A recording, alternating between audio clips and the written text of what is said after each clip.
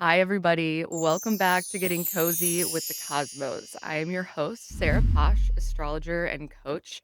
And this week, we're going to cover this final phase of the Virgo new moon, leading into that partial solar eclipse in Virgo, sitting directly across from Saturn. Dun, dun, dun. This week actually is going to be a little bit of a surprise for you. I'm doing a forecast with my dear friend and colleague, Alexandra Blair from Lives Astrology.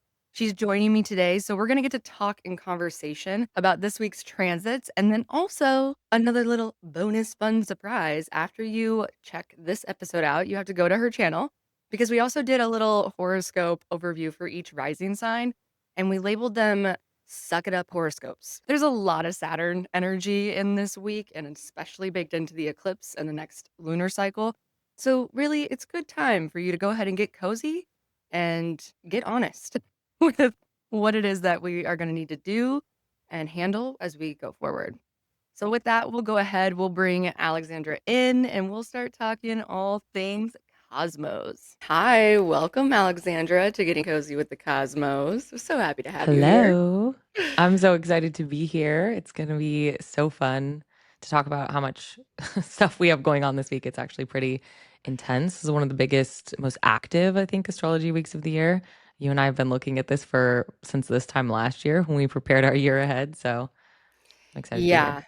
Yeah. Yeah. We're so happy to be doing this together. It's good to have some emotional support through the transits this week. All right. So with that, yeah, let's talk just a little overview of the transits we're going to cover in this third quarter lunar phase week. So we've got Venus in Leo sextiling Mars in Libra to kick off the week, which is cute. We like that. It's probably the sweetest moment of the week. Then we've got Mercury making its exact opposition to Saturn. And then it's going to enter into Libra. And the opposition with Saturn is actually the start point of the kite, but the grand air trines between Mercury, Uranus, and Pluto are going to play out. And then Venus enters into Virgo, setting up this mutual reception with Mercury and squaring Uranus right away. So, kind of bookending those Uranus squares of this lunar cycle. And then the final day of the lunar cycle before the next new moon eclipse is the Sun opposing Saturn. How do you feel? Yeah, big week. I think this is the start of a weird shift. You and I have been looking at this week, like I said, for about a year. And we've had these like wary side eyes at this week, like, ooh, ooh, ooh.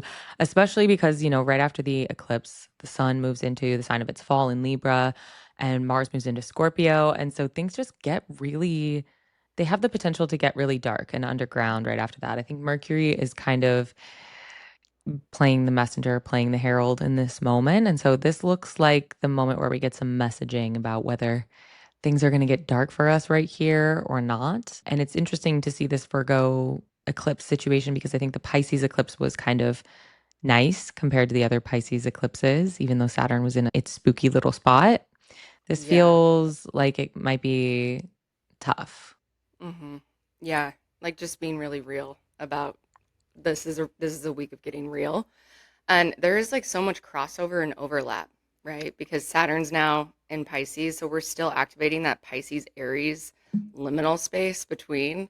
And while there's this really exciting grand air trine, like you said, a lot of other things are kind of going, I like the word underground. I'm also feeling like behind the scenes or not Hmm. in secret necessarily, but kind of. I was getting this image of like, we're going to start to have to learn how to play our cards closer to our chest through the astrology coming up.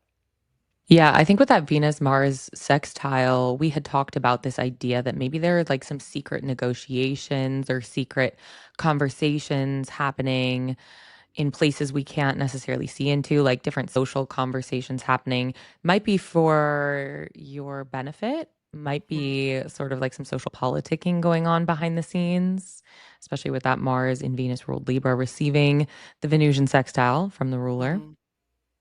Yeah, I like this sextile. This feels like the moment right before you go underground. Like this feels like getting really clear on who your allies are and getting those kind of set up or put in place of like, okay, who's on my team? Who's on my legal team Yeah. to go into this battle? So it feels like there's some new connections of support that give you kind of that oomph to say, okay, I'm ready. We're gonna move forward, but it's not gonna be this loud Leo way. There's gonna have to be some strategy, some tact, because right away then we have that Venus entering into Virgo and everything changes. So yeah, but I do feel like there is this support and this holding quality that the Venus Mars sextile is setting us up around relationships where there's something really I told you that I had that image when I looked at the chart with the aspect pattern. It looked like an arrow, and this was the notch or like the flesh Hmm. of the arrow. And of course, Alex knew what that was. I had to Google it, obviously. I didn't. Of course, Alex knew. She knows everything. Gemini. And it was basically saying this is the point of the arrow that gives us the ability to focus our aim so that we can actually aim correctly. And so there's something about that, like with what relationships are helping us hold that long-term focus and trajectory in place. Yeah, tension is a huge part of what's happening here, and I think it can feel really constructive and probably also really stressful, which is what we kind of naturally gravitate towards as humans. We hear the word tension, we're like, oh, stress, but there's actually a helpful sort of tension that can happen, as implied by your arrow analogy. Like you need tension to make a bow and arrow work. Or we talk about the kite. The kite needs the backbone of the opposition in order to fly in the wind. It Mhm. needs that stick that's going to hold the tension against the wind. And right now, that tension is happening between Neptune in Aries, Saturn in Pisces. And then, kind of this week, it's going to be Mercury and the sun Mhm. and the moon from Virgo to Libra. I think it's interesting because Mercury is so strong in Virgo. Obviously, it's the sign of Mercury's domicile and exaltation.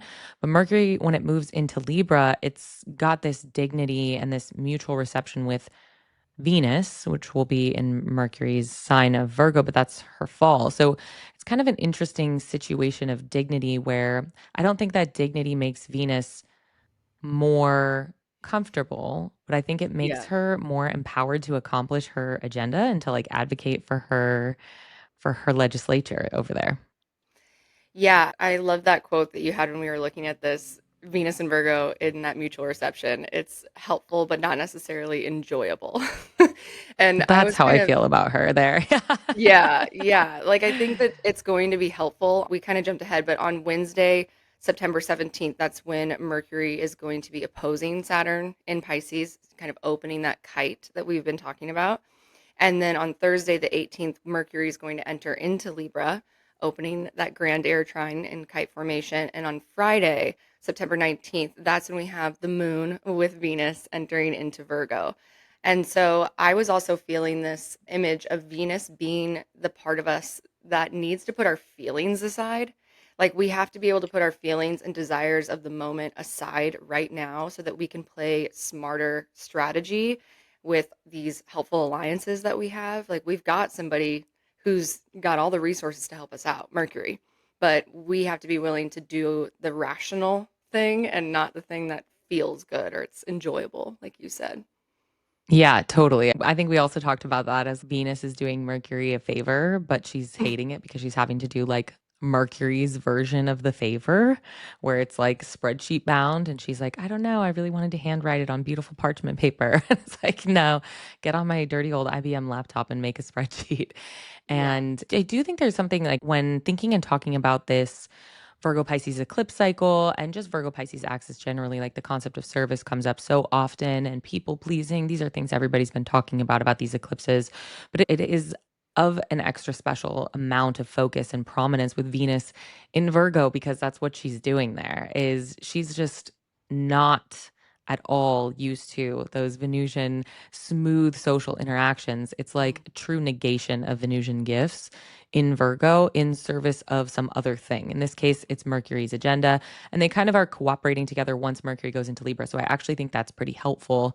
And Mercury is getting supportive aspects from the outer planets for the most part. So Mhm. I do think there's an opportunity, even though it's not necessarily, like you said, going to feel that Venusian sensual pleasure, excitement. That's really not what this week's about. Yeah. I also think that Mercury is helping Venus out too.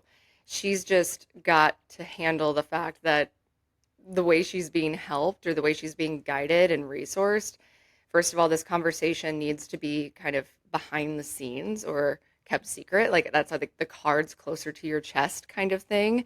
And so she kind of has to be willing to do that Virgo thing of really holding these things inside right now. And Hmm. this like containment comes up. And when you were saying service, the word that was actually coming to me, and I think it starts with that Mercury opposite Saturn opening the kite, is the word Hmm. sacrifice.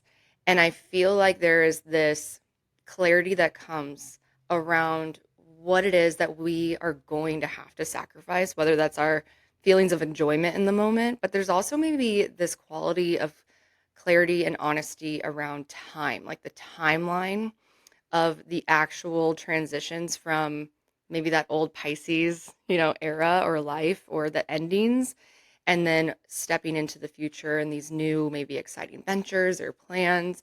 It's like things are coming to a close, but they're not going to come to a close overnight. And so, what is it that we have to sacrifice? But there's like a greater sacrifice because if we're willing to sacrifice for what might feel like longer than we want, but in the long run, is it really that long? Like I was talking to a client about that. I was like, is 1 year in perspective of your entire life, if you like can really get through this 1 year of hard closure, like, is that really that long? You know? So I feel like there's something there. Like there's something Mercury is getting from Saturn that's like, okay, this is the thing that you're gonna have to sacrifice or you're gonna have to hold over a certain amount of time that's not comfortable.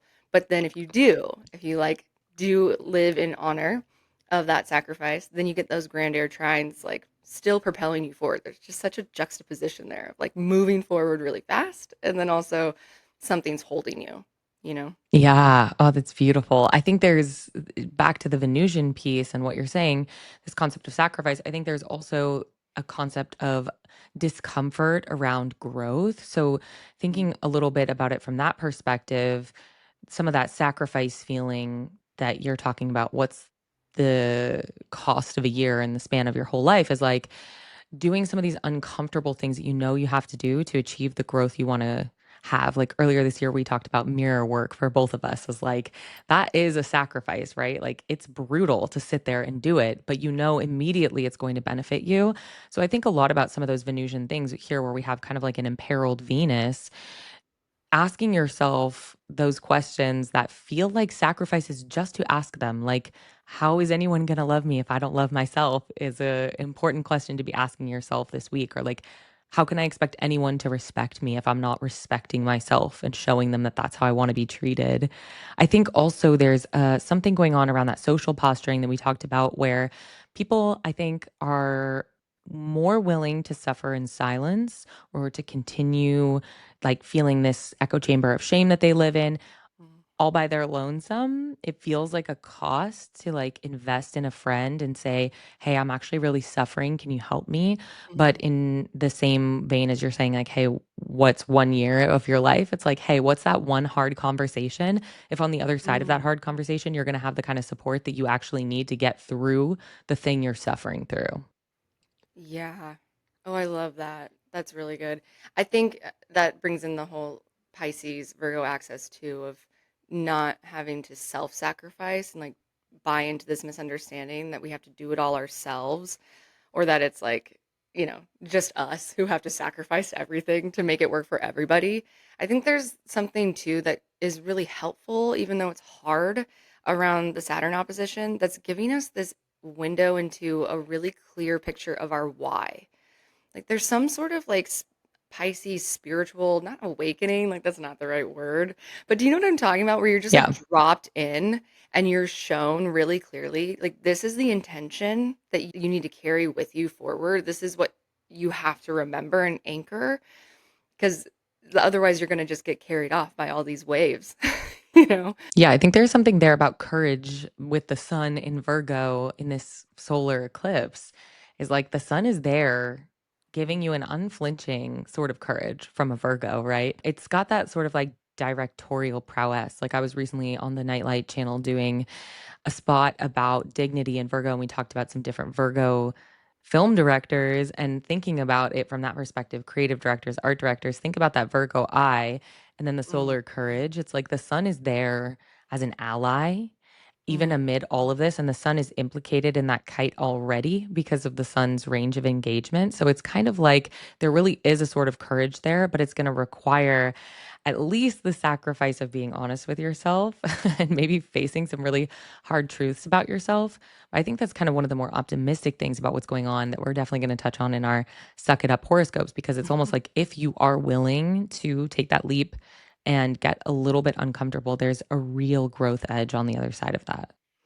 Yeah. Yeah, I love the bringing it back to the solar self internal growth focus point too. It's like it's not just about the mercurial negotiations and conversations and decisions that we're making. There's also a version of you that it has to kind of be rest in peace, like put to the side. You've like there's some sort of personal growth that's required and change that is not necessarily going to be easy, but it's going to be in that Saturn kind of way, right? Where it's like, yeah, if you let go of wanting to do it the way you've always done it and you're willing to grow up and be more mature and rational, then it's going to benefit you in the long run, but it's going to be uncomfortable. I like that connection that I feel like you just brought up. Yeah, I feel like Saturn in any other context would be so scary in this eclipse. And that's something we kept coming back to as we've been talking about this for months at this point, is that Saturn actually just feels like such an ally right here in Pisces. Saturn, I think at its most challenging in Pisces, has been about tough, tough love, feeling the world's grief. And I think in this moment, Saturn is really like benefiting from the world's wisdom and benefiting Mm, from a borrowed sense of empathy. Like maybe you can't feel that empathy natively for yourself. Maybe you can tap into the ways that you are able to feel that empathy or give grace to mm, others, and learning kind of how to apply that stuff to yourself, elevating the standard of care and like emotional reverence, or maybe deference, or at least dispassionate self support that you are able to offer other people. I think Saturn is a true ally in what's going on here. We're going to talk about that in the yeah. Suck It Up horoscopes as well. Yeah. Well, and I think what you're saying astrologically, I'm guessing this is what you're talking about too, is this is the first time Saturn in its transit in Pisces has the ruler Jupiter exalted in Cancer in this really supportive trine aspect. So there's also that like obvious astrological help signification that we see there. And I think that it's that quality of care, that standard of care, that is like our growth point, both for ourselves and for the people that we care about. I like the word collective recently when I've been talking about it. I've been thinking like reminding people it's not just collective, the world collective. Think about your mini collectives, the people you live with in a house. That is a collective of people. The people in your neighborhood, the people that you work with. Like these are all collective. So I also think kind of bringing it back to like the on an individual level too. What has Jupiter in Cancer, how has that been expanding your capacity to care and to kind of attune to the people that are a part of your collective? That could be helpful. Yeah, that's so beautiful. I think that kind of ties in the fact that Pluto in Aquarius has felt pretty dispassionate. In some ways, pretty alarmingly unemotive and like divorced from any real empathy or any real felt sense of sympathy. I have been a little alarmed by some of the ways that I see that come out. Like, I just feel like people are like, I don't owe anyone, blah, blah, blah. That phrase, like, I'm like, oh, that's a weird edge of Pluto and Aquarius. And so I think with Saturn going into Aries, that's kind of felt sharper. Now that Mm, Saturn's coming back into Pisces, it's like, okay, wait a minute. Maybe we can offer just a little bit of like softness, a little bit of water to that mm, voice that seems so kind of sharp edged to me. I also think Saturn retrogrades. Now, in my practice, I don't always track the outer planetary retrogrades. Like they spend almost half the year retrograde. So it's just not something that I totally use in especially natal astrology. But the retrograde periods of Saturn for me do feel kinder than when Saturn's like blazing through going, that's got to change, that's got to change. Okay, that's coming down. It's like an interior designer walking through mm, just making all these changes. The retrogrades feel a little more like, okay, we're showing second or third draft of what we've learned. And so the Yes. edits just feel kinder because things are naturally tighter. We've got our vision more in line. That's how I feel if Mm, you've been working with Saturn and Pisces. It's just not going to feel as aggressive. But your point about the ruler Jupiter being not just exalted rather than in detriment, but right. also in a favorable aspect is hugely important. And that's going to persist all the way through December. So Saturn Mhm. is just kind of in the best spot it's been in right there, Yeah. building, I think, a really empathetic and kind sort of strength before it goes and does whatever the hell it's going to do in the Aries. Right, there's like a more compassionate disciplinarian in effect. I think the retrogrades, they don't feel like there's new lessons that are showing Right. up with Saturn, is kind of what you're saying. Yeah. It's more of this, I see it like a deeper integration and compounding and like the fortifying of the growth that you've been doing with Saturn. But that's good to point out to people too, is that whatever's coming up right now during this point in the year and in the cycle, nothing's new. Like nothing, none of this is like, I don't know what's happening. I don't know, what's going on or what's the lesson I need to learn or what questions I need to, confront or ask my like none of that's new. None of that's new. But you might be more resourced, whether that's, actually having the friend that can give you that clear mirror or whatever it is. There's just you're not so lost trying to figure this out, feeling scattered maybe with the Jupiter and detriment square that was coming up to most of Saturn and Pisces transit. Like there's something more cohesive here and supportive that's uplifting you and holding you to say, okay, yeah, I can do this and I can do it with a little bit more like water and care, like you said. Yeah, I think if nothing else, we've been given the Saturnian gift of time. So even if nothing else has changed and you are not more resourced in any way that you said, "Hey, universe, I'll make the change when you give me the money or when you provide this apartment or this job shows up." It's like, okay, if nothing else, you've had the time required to like truly see like this has to change. That's part of why I love the phrasing that we're using this week around some of this stuff about sucking it up is because nothing is new. And in fact, probably like people are watching this very program to try to like hopefully they don't say the thing I know that I need to change, you know? It's like it's really it's that exactly that week of astrology. Like this is that eclipse. She's that girl. She knows and she's coming. And that's the terror and beauty of being human is that change is scary. Even if you're a Mhm. cardinal, even if you're immutable, being a human being means that change is scary, like on this biological cellular level. But this is one of those weeks where if you make those changes, that eclipse is just going to sweep them away. It can be so swift. It can be so empowered. It's not going to Mhm. make it more pleasant subjectively, probably. But it Right. does mean that you have more agency and probably that the growth on the other side of this is going to be something you couldn't have even imagined. Yeah, that circles back to that perspective of time. And once you get honest with yourself and you surrender to what the lesson is and what the truth that needs to be confronted is, it's actually, like you said, it's an eclipse season. This could go really fast, could go really deep, really far, really fast. There's also with those grand air trines with Mercury and then the sun shortly after, there is a lot of momentum. Like there is a lot happening that's also feels more forward direction and forward moving. It's just this juxtaposition or this contrast that I think Jupiter and Cancer helps expand our capacity for the coexisting realities of change, of these new beginnings and the things that are exciting, we're really looking forward to. And also this intense, heavy closures and endings and hard lessons. How are we expanding our capacity to hold both without sinking too far into the Saturn lessons or maybe our just grief around the time that it's taken or that it's going to take, and also our excitement and like not bypassing and not just collapsing either feels important. Totally. I think you can see that archetypally in how these planets all engage in the laser beam of opposition with Saturn before they cross over into Libra. And then it's like the opposition with Neptune, which is very different. Of course, like by degree, they're pretty close and they're kind of engaging with each other, but they go perfect in that order with Saturn, then with Neptune.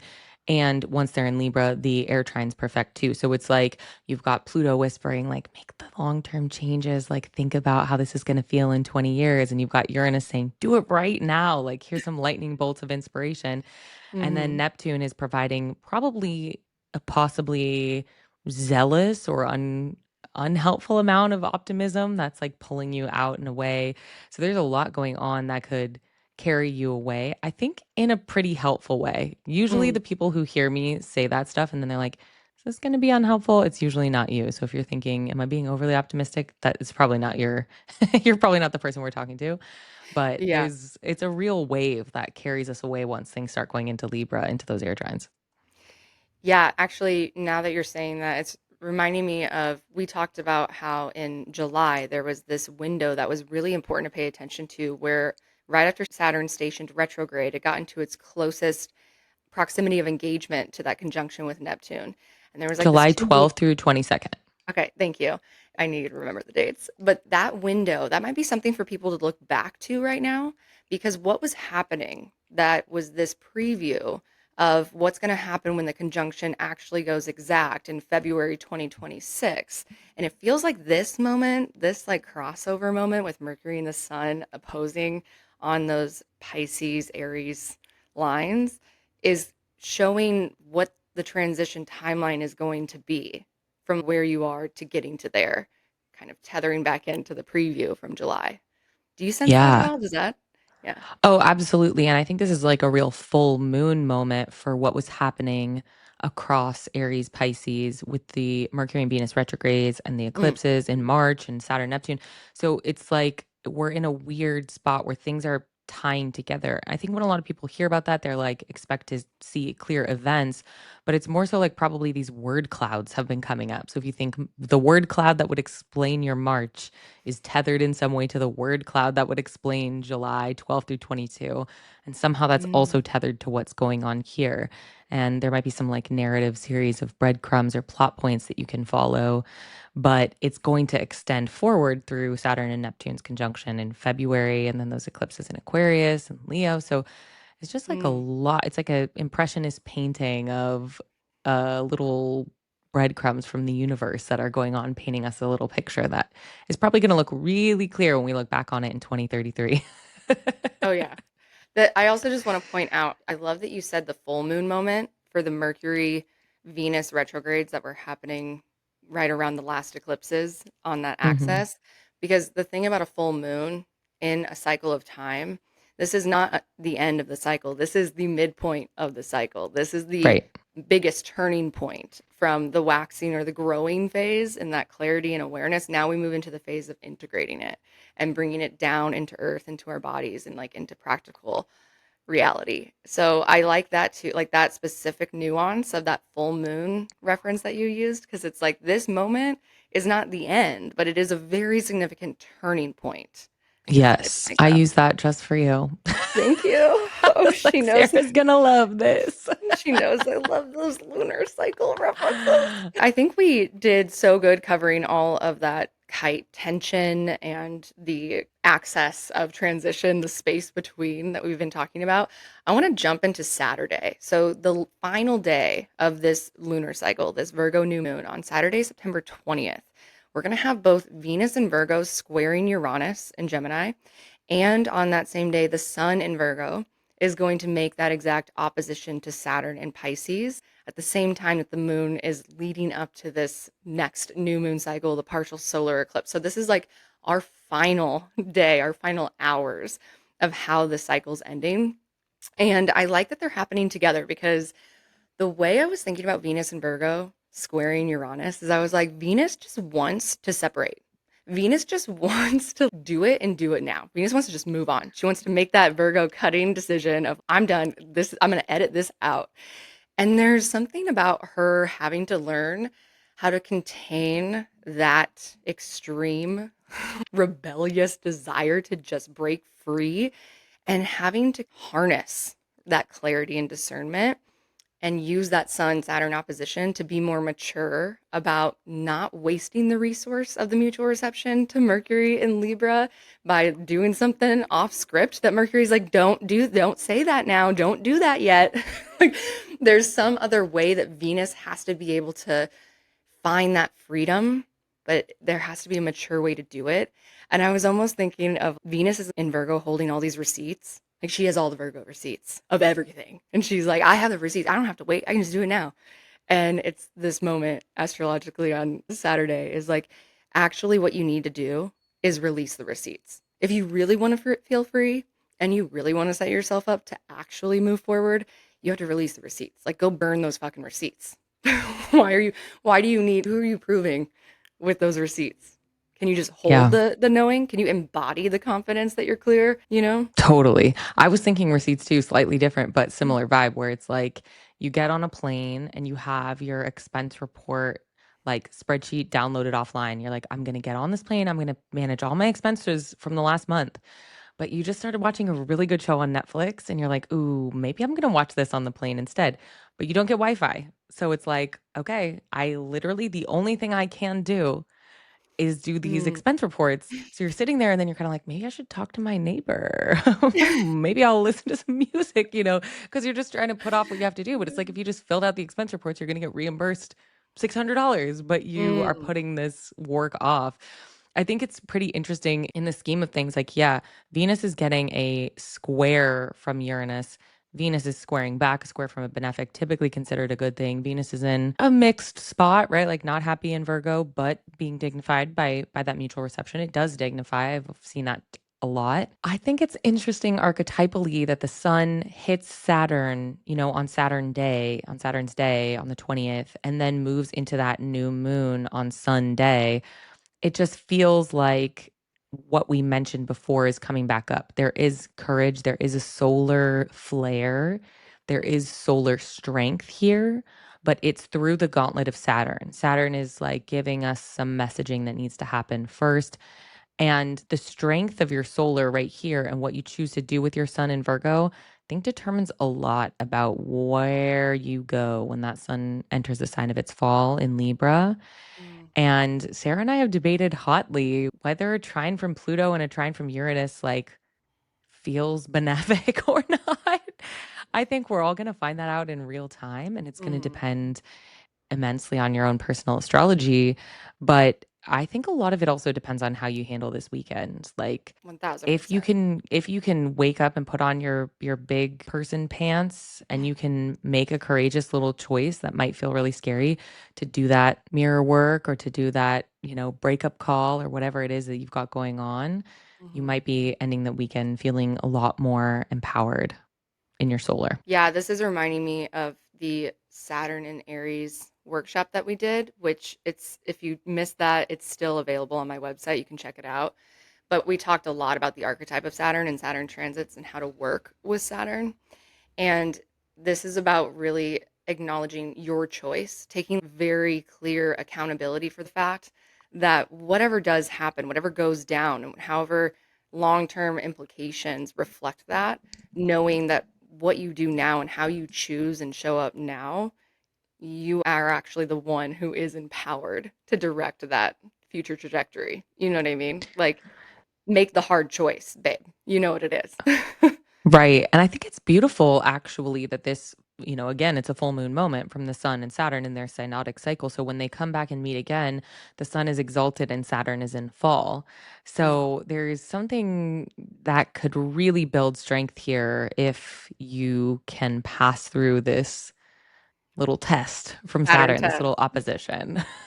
Well, and it is like you said, this is Saturn's final chapter in Pisces. Like this retrograde is marking this final time. But Saturn's been here since March 2023. We've been talking about these lessons are not new. You've been enrolled in this program for a few semesters, babe.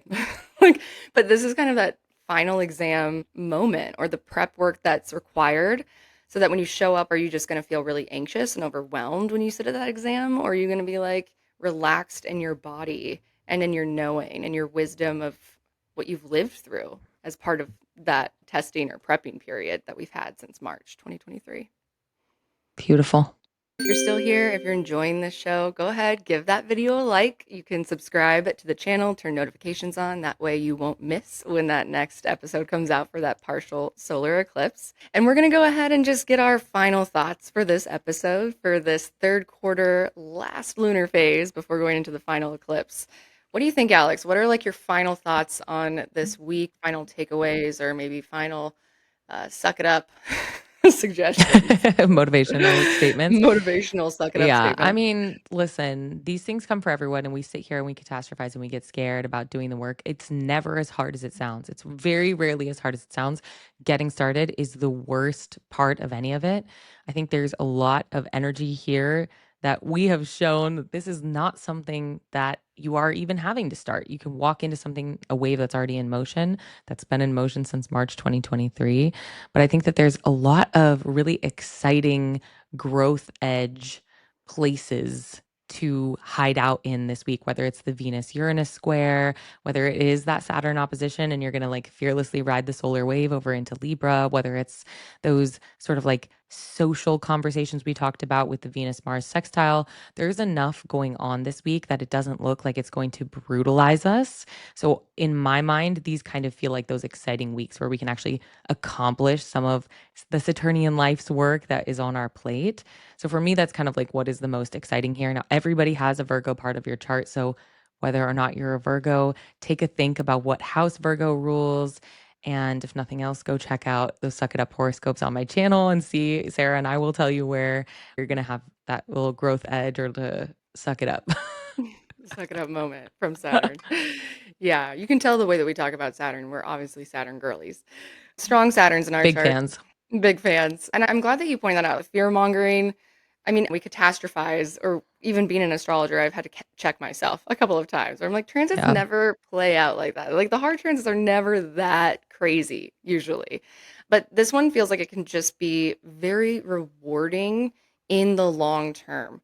So I think overall, just this week, it's a lot about thinking, getting out of your own way, and being willing to do things that are smarter strategy wise that might not be the most enjoyable thing, but really leaning into your allies as resources, being willing to take that advice or that feedback from somebody outside of yourself, maybe somebody who's been through something similar could be really helpful too. And as much as I'm like, suck it up, do the Saturn thing, I'm also like, don't forget that water. Don't forget the softness in that strength. Don't forget to have those moments where you can get yourself through this without coaching in that. I know we're saying suck it up, but we don't have to coach in a Saturn and Aries way.